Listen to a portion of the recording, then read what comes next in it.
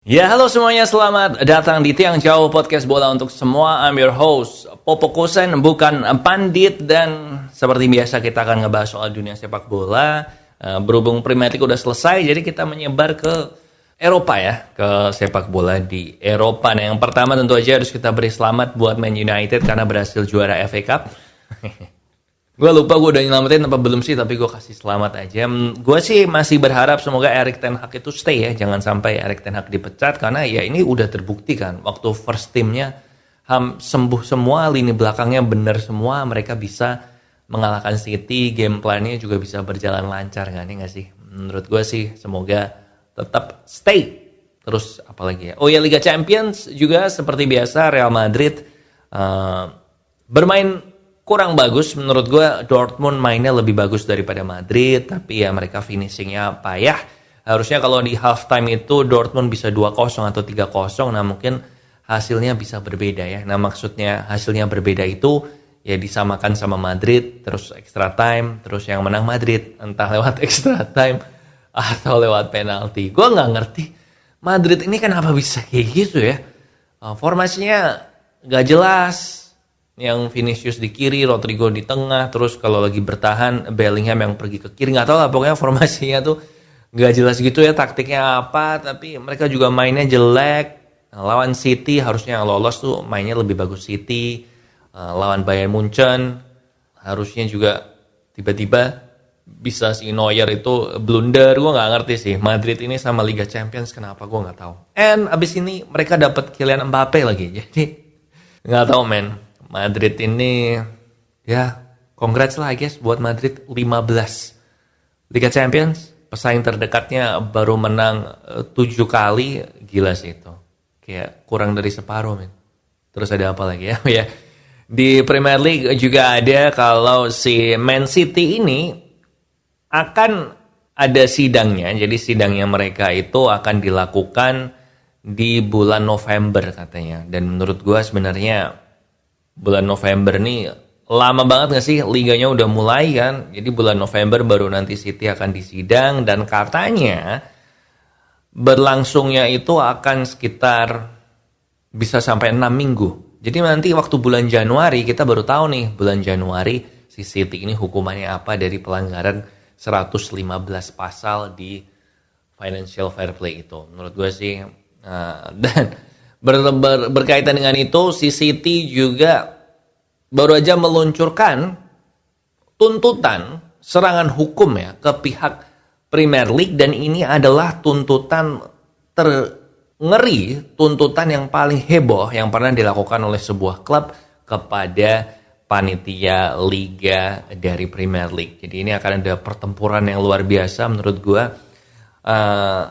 Feeling gue sih kayaknya City akan lolos ya dari degradasi atau apapun itu. Mungkin dipotong poinnya pun gue bilang gak akan banyak sih. Maybe 6 poin, gue bilang maksimal 10 poin sih City ya dipotongnya, kalau lihat dari kekuatan pengacaranya mereka.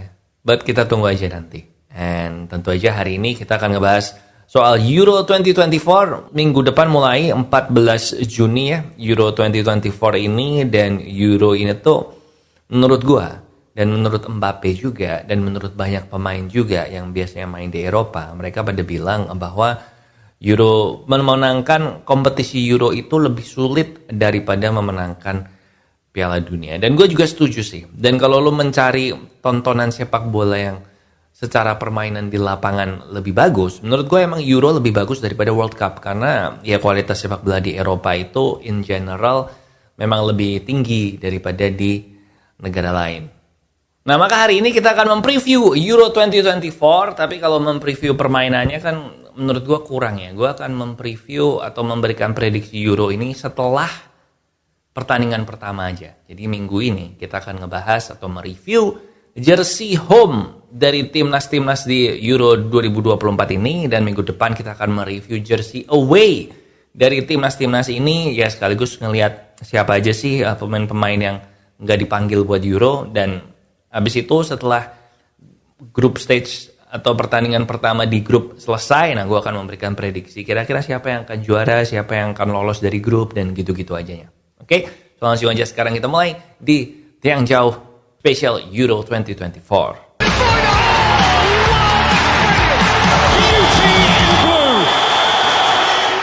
Oke, langsung aja. Tadinya gue mau bikin peringkat gitu sih. Ini peringkat gini, countdown gitu kan, peringkatnya siapa. Tapi menurut gue, tapi setelah gue pikir-pikir lagi, kayaknya itu bakal kelamaannya. Jadi kita bahas satu persatu aja, dan nanti abis selesai baru kita tentukan menjadi 4 level. Jadi tier A, B, C, D. Tier A itu ya lu kalau mau beli karena itu keren. Nah, tier B ya, tier D jangan beli sama sekali. Tier B kalau lu suka sama negaranya atau suka sama pemainnya boleh beli. Nah, tier C ya kalau dikasih nggak apa-apa lah. Nah, yang tier D kalau dikasih lu kasih ke orang lain lagi aja. Intinya gitu. Oke. So kita mulai sekarang. Dari negara pertama gue pilih secara acak ya, yaitu Ukraina. Nah, Ukraina seperti kita lihat di seragamnya ya seperti biasa, Ukraina ya gitu-gitu aja. Dan ini sebenarnya adalah baju yang menurut gue sebuah kejarangannya di dunia sepak bola modern. Jadi baju Ukraina ini sejak tahun 2021 itu nggak mereka ganti.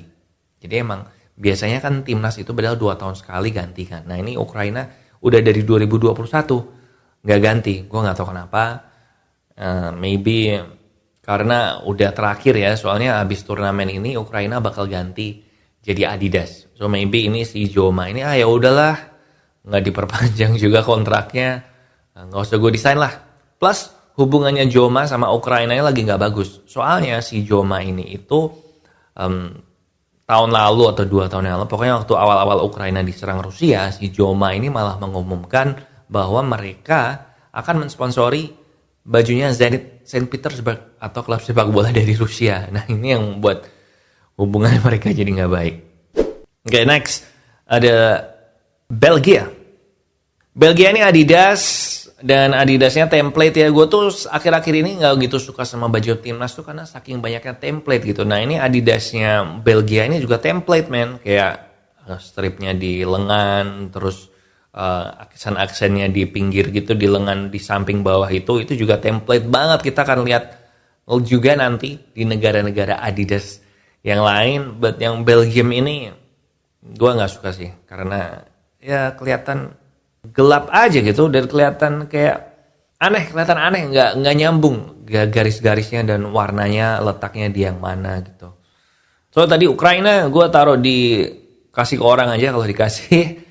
Yang Belgia ini kita letakkan di I guess tier C ya, tier C lah. Kalau lu dikasih ya lu pakai sekali-sekali, nggak apa-apa lah, menghargai yang ngasih. Sekarang ada Slovakia. Nah, Slovakia ini jelek sih.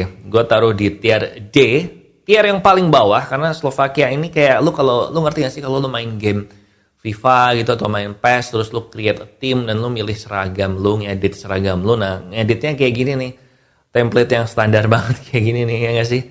Ini template-nya Nike ya, dan kayaknya ini template Nike dari beberapa tahun atau tahun lalu gak sih? Si baju Tottenham kayak gini gak sih? Yang tahun lalu apa ya? Yang putih terus ada biru tuanya di sini, yang kayak gini gak sih? But ini template yang biasa banget sih, menurut gue jelek. Kombinasi warnanya juga jelek, biru merah di sini jelek. Next ada Swiss atau Switzerland. Nah, ini aneh.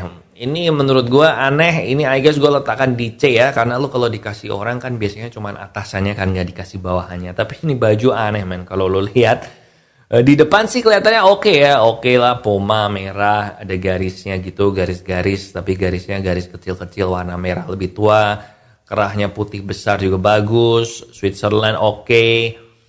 Terus ada aksen-aksen putih. Nah, ketika lo lihat dari belakang, dan kalau lo baju ini pakai celana pendeknya timnya, pasangannya, nah itu aneh banget men. Kayak kayak baju orang naik sepeda itu gak sih? Baju orang naik sepeda atau baju gak tahu bawahnya kayak ada popoknya gitu. Aneh nih belakangnya, yang bikin turun jadi belakangnya. But gue kasih nilai tier C.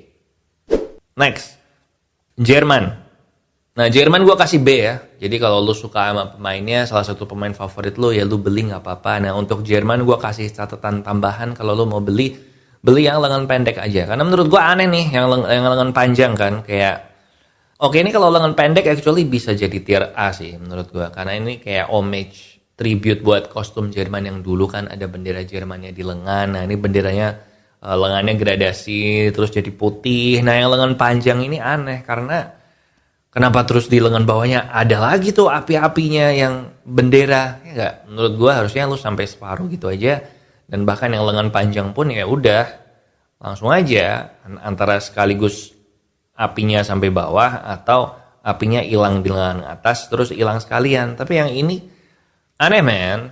Oke, jadi gue kasih B untuk yang lengan pendek. B tapi harus beli yang lengan pendek. Next, Hungaria standar D, tier D. Nggak usah beli, nggak usah dikasih, kasih orang lain lagi. 18 Serbia sama ya biasa banget. Tier D juga, ini ya itu mengingatkan Euro 2004 dulu, ingat gak sih yang kayak Serbia, Ceko, bajunya pada mirip-mirip semua. Nah ini kayaknya juga bakal kayak gitu, gua gak tahu. Ceko, Puma gak sih? Nanti kita tunggu gilirannya ya. Next ada Turki ya oke lah, tier C, cukup oke, Nike, nggak template banget. Dan kemudian ada Georgia menurut gua keren, beda dari yang lain, cukup oke menurut gua, tier C lah. Kalau beli nggak usah, karena Georgia siapa? Nggak ada yang...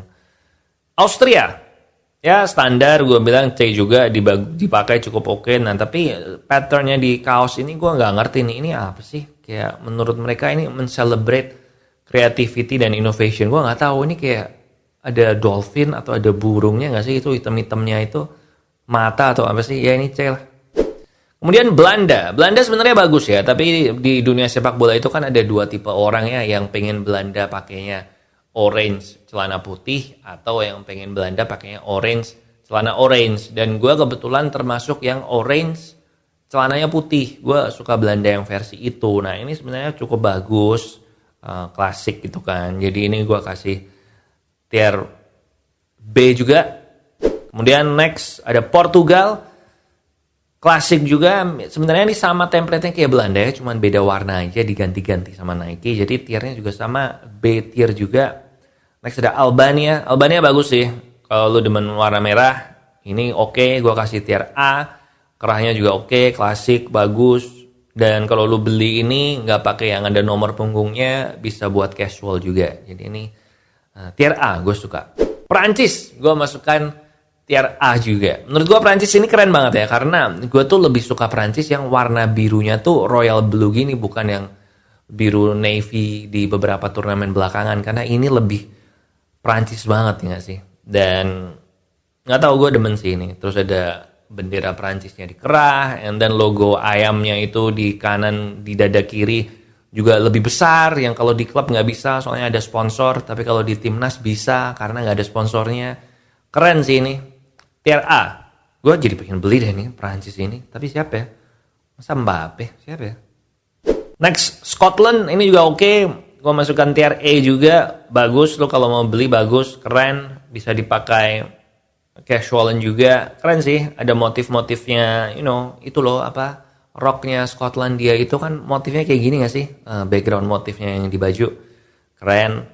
Kroasia, keren, gue masukin E juga. Kroasia itu memang rada susah ya. Mereka kan terjebak dalam tradisi di mana bajunya tuh harus kotak-kotak merah putih. Nah, tapi ini Nike bagus sih, bisa terus berinovasi. Ini kalau dipakai negara lain juga bagus, nggak harus Kroasia, tapi ini Kroasia banget sih.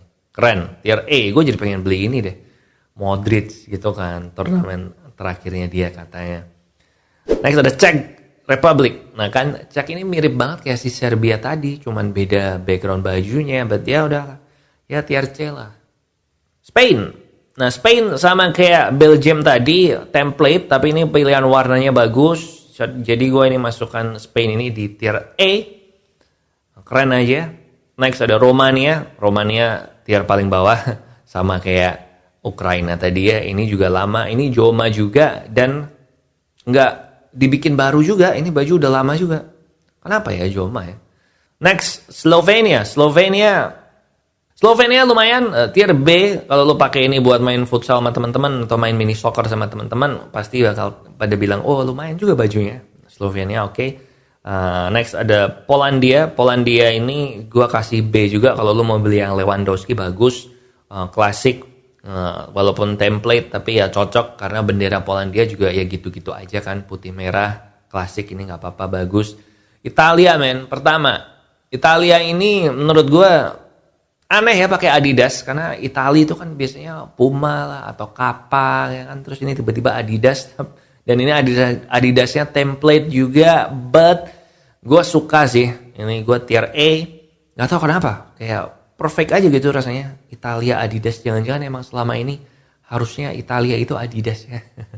Ngomong-ngomong soal yang nggak cocok, Jerman juga abis ini ganti Nike, jadi gue nggak tahu tuh bakal kayak apa Jerman seragamnya Nike. Siapa lagi next? Nah ini favorit gue tentu aja tier A langsung, yaitu England. Gue demen sih England ini. Satu-satunya yang gue nggak suka dari baju England ini adalah, nggak tahu kenapa gue tuh lebih suka England kalau nomor punggungnya pemain di kaos itu warna merah, men. Karena bendera Inggris kan putih merah gitu ya. Dan gue lebih suka gitu. Tapi ini keren sih. Dan seperti biasa, semoga England juara Euro ya kali ini. Dan terakhir ada Denmark. Denmark bagus, tier A. Cuman kalau gue disuruh improve, ini sih, chevronnya di lengan itu kurang panjang. Harusnya sampai lengan sekalian. Nah ini kan cuma sampai di bahu ya. Nah harusnya sampai lengan sekalian. Oke, itu tadi review baju-baju home dari timnas Euro 2024 ini. Ternyata jadi panjang banget durasinya. Abis ini Tianzhou yang abis ini minggu depan kita akan bahas bajunya yang away, dan itu durasinya akan lebih dipendekkan aja. Gue akan pilih mana yang bagus, gue akan bahas yang bagus-bagus, dan yang kurang-kurang langsung gue kumpulin jadi satu aja. Oke, gitu aja di Tianzhou kali ini. Amir host Popo Kusen. Jangan lupa klik like, subscribe, follow, dan share juga ke teman-teman kamu yang menganggap bola adalah teman. Thank you for watching, and I'll see you when I see ya.